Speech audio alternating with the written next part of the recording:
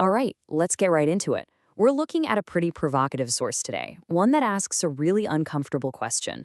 Are the very systems we've built to create fairness and safety actually killing the kind of genius we need to solve our biggest problems? So the source material doesn't pull any punches. It kicks things off by pointing out a correlation that's, well, hard to ignore. Right as diversity, equity, and inclusion became this huge institutional priority, real fundamental innovation started to slow way down. The question is that just a coincidence, or is there a real connection there? To dig into this, the source asks you to think about the heavy hitters of the 20th century. I mean, these guys literally built the modern world. And let's be honest, they were often weird, eccentric, abrasive. By today's HR standards, they were nightmares. Which leads to the big question. Could any of these giants even get a job today? And this is where the argument really gets sharp. It takes phrases we hear all the time, like cultural fit or being a team player, and it reframes them. It argues they aren't just harmless corporate buzzwords, they're actually powerful filters. Filters that might be screening out the very personality traits, the arrogance, the obsession, that you need for a massive breakthrough. Look, this isn't just a vibe or a feeling. The source points to some pretty brutal data. To keep Moore's Law going, the engine of our entire digital age, it now takes 18 times more researchers than it did in the 70s. Think about that. We are throwing 18 times the brainpower at the problem just to get the same result. Something is clearly broken. Yeah, this problem is so well known in some fields, it actually has a name. In the world of pharmaceuticals, they call it Erome's Law. That's right, it's just Moore's Law spelled backwards. It's this perfect, almost darkly funny illustration of the problem. Even as our tech gets exponentially better, discovering new things gets exponentially harder and more expensive. Okay, so let's look at the other side of this, because obviously there have to be other explanations for this slowdown, right? It can't be that simple. And the source is fair. It lays out all the usual suspects. You've heard them before. We've already picked all the low-hanging fruit. The burden of knowledge is just too high now. It takes a lifetime just to get to the starting line. And of course, the classic one, researchers are drowning in so much paperwork they can't do any actual research. All totally plausible. But here's the twist. The source pushes back on all of that. It argues that the real problem isn't that the problems are harder or that there's too much paperwork. The core issue is that the goal of the system has fundamentally changed. What we value is completely different now. In this table, man, this just lays it all out in black and white. On the left, you have the traits of a 20th century giant. High autonomy, basically, leave me alone to work.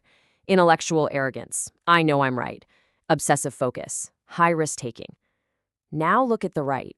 The modern system demands collaboration, humility, holistic citizenship, and safe incremental bets. It's a filter designed for a different kind of person entirely. So here's the bottom line. According to the source, our entire system has been rebuilt. It no longer filters for raw, world-breaking competence. It filters for agreeableness. By trying to make everything harmonious and comfortable, we might be systematically weeding out the difficult, disagreeable people who actually create the future. We've optimized for conformity. Now, this is where the source goes into some very controversial territory, citing psychometric data. It brings up the greater male variability hypothesis. The idea is that while the averages may be similar, male populations tend to show more variance. More people at the extreme low end, but also more at the extreme high end. And if genius lives out there in the statistical tails, then a system designed to create perfect demographic averages is by its very nature going to cut off the tails. It will miss the outliers. And if you think this is just some academic debate about hiring practices, you're missing the big picture.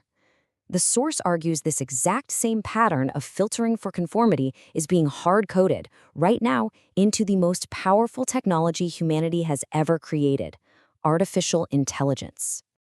The source calls it lobotomizing an AI, and it's a brutal but maybe accurate way to put it.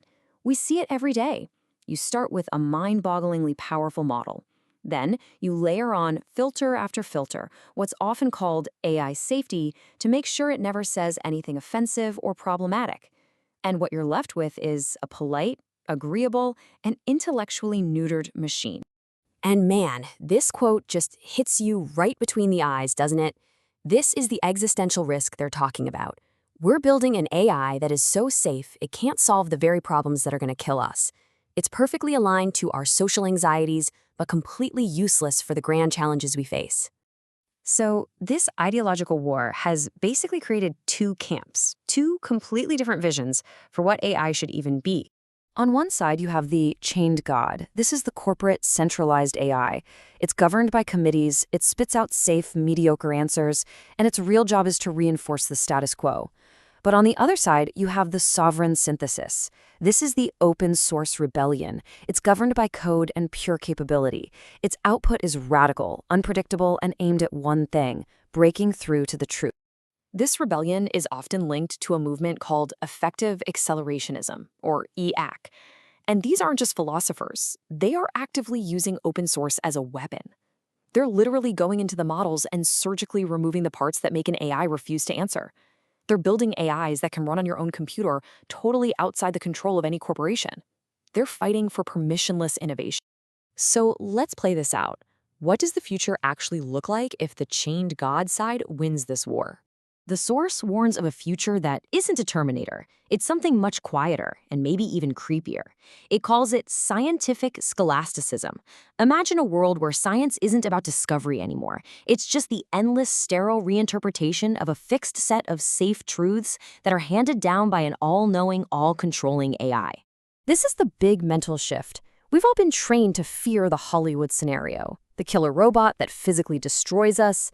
But the source says the real danger is the Austrian fear, named after the economist Hayek. This is the fear of the perfect central planner.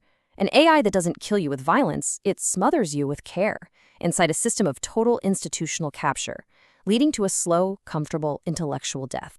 And the philosopher Thomas Kuhn basically predicted how this would work. When a community cares more about social harmony than about actually solving problems, it stops being science. It becomes a religion. And in this future, the AI isn't a tool.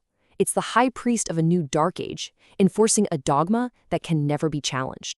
So that brings us to the final, unavoidable choice that the source puts in front of us. What do we want AI for? Do we want a tool to enforce our current social consensus? Or do we want a tool that can help us break out of it and achieve something truly new? Ultimately, the source concludes that this whole fight isn't really about code or chips. It's about protecting the very human right to be disagreeable, to be offensive, to be wrong. It's about protecting our right to be giants. Because without the freedom to fail spectacularly, we lose the ability to ever succeed on a world-changing scale.